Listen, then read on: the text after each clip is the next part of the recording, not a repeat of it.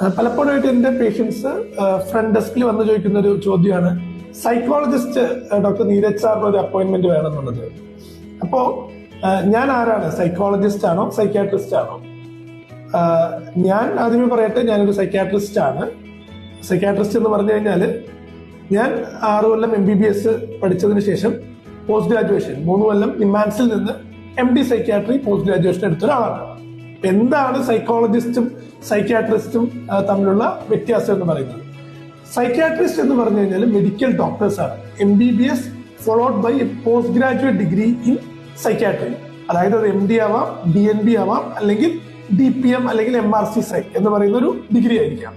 Psychologist ആരാണ്? Psychologist നോക്കിക്കഴിഞ്ഞാൽ degree in bachelors, BA psychology, BSc psychology, അത് കഴിഞ്ഞിട്ട് MA അല്ലെങ്കിൽ MSc സൈക്കോളജി, അത് കഴിഞ്ഞിട്ട് MPhil അല്ലെങ്കിൽ PhD ഇൻ ക്ലിനിക്കൽ സൈക്കോളജി. ഇത് പഠിച്ചു കഴിഞ്ഞ ആൾക്കാരാണ് ഒരു ക്ലിനിക്കൽ സൈക്കോളജിസ്റ്റ് അല്ലെങ്കിൽ ഒരു കൗൺസിലിംഗ് സൈക്കോളജിസ്റ്റ് ആയിട്ട് വർക്ക് ചെയ്യുന്ന ആൾക്കാർ.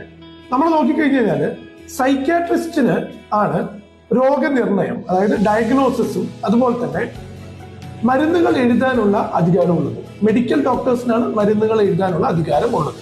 സൈക്കോളജിസ്റ്റിന് മരുന്നുകൾ എഴുതാനുള്ള അധികാരം ഇല്ല.